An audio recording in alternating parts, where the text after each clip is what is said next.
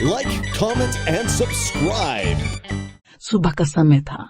आसमान पर हल्की हल्की लालिमा फैल रही थी। दूर दूर तक फैले गांव के कच्चे घरों की छतों पर लोग नमाज के लिए जाग चुके थे। चारों ओर एक अलग ही रौनक थी, क्योंकि आज ईद थी।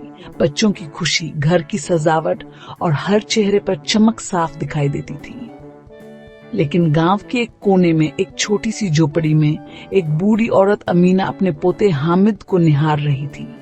हामिद 4-5 साल का पतला दुबला, सूखा सांवला सा लड़का था, लेकिन उसकी आंखों में कुछ खास था।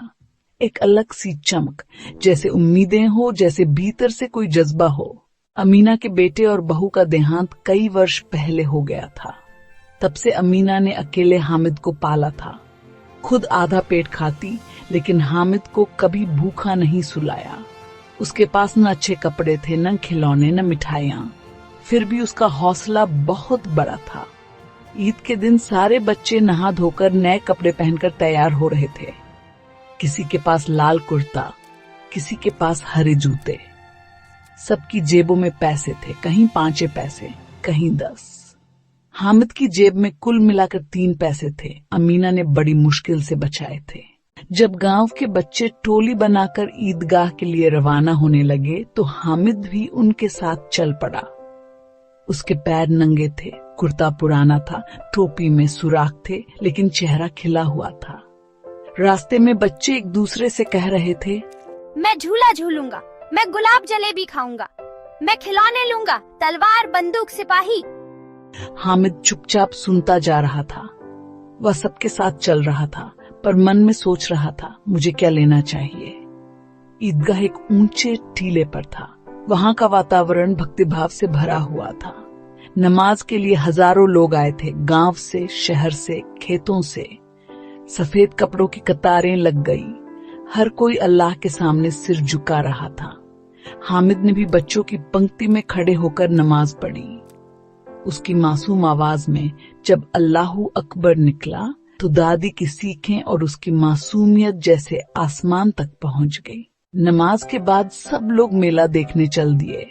कहीं झूले झूल रहे थे, कहीं मिठाइयां बिक रही थीं, खील बताशे, बर्फी, जलेबी, गुलाब जामुन। कहीं बंदूकें थी, कहीं गुड्डे गुडियों की दुकानें। बच्चों ने पैसे निकाल निकाल कर मनपसंद चीजें खरीदी। मुझे ये तलवार चाहिए, मुझे वो घोड़ा वाला खिलौना, मैं जलेबी खाऊंगा 2 आने की। हामिद देखता रहा, लेकिन 3 पैसों में क्या आएगा। उसे अचानक याद आया, दादी जब तवे पर रोटी सेंकती हैं तो उनके हाथ जल जाते हैं। वह रोटी बनाते समय अंगुलियां आंच में डाल देती हैं, फिर भी कुछ नहीं कहती। उसी समय उसकी नजर एक दुकान पर पड़ी। वहां लोहे के चमचमाते चिमटे बिक रहे थे, मजबूत, भारी और काम के। दुकानदार ने 3 पैसे में एक छोटा चिमटा देने को तैयार हो गया। हामिद ने वह चिमटा ले लिया।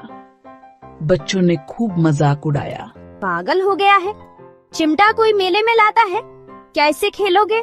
हामिद ने सिर ऊंचा करते हुए कहा, ये खिलौना नहीं, मेरी दादी की मदद है, अब उनके हाथ नहीं जलेंगे।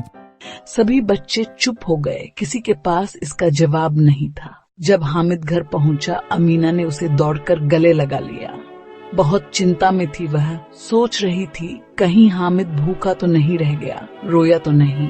उसने हामिद के हाथ में चमचमाता चिमटा देखा और पहले तो नाराज हो गई। ये क्या ले आया? मिठाई नहीं, खिलौना नहीं, चिमटा। हामिद ने मुस्कुराते हुए कहा, दादी, जब आप रोटियां बनाती हैं तो आपके हाथ जलते हैं, अब ये चिमटा काम आएगा। अमीना के हाथ से चिमटा गिर गया। उसके बूढ़े चेहरे पर आंसू बहने लगे। बच्चा, तू इतना समझदार है, तू तो फरिश्ता है। उसने हामिद को अपनी गोद में भर लिया। उस दिन हामिद ने केवल 3 पैसों में वह खुशी दी जो कोई हीरा जवाहरात भी न दे सकता। ईदगाह त्याग, सच्चे प्रेम और निस्वार्थ सेवा की कहानी है। हामिद जैसे पात्र हमें सिखाते हैं कि ईदी सिर्फ मिठाई या खिलौना नहीं होती। कभी कभी वो एक सोच होती है जो दिल को छू जाए।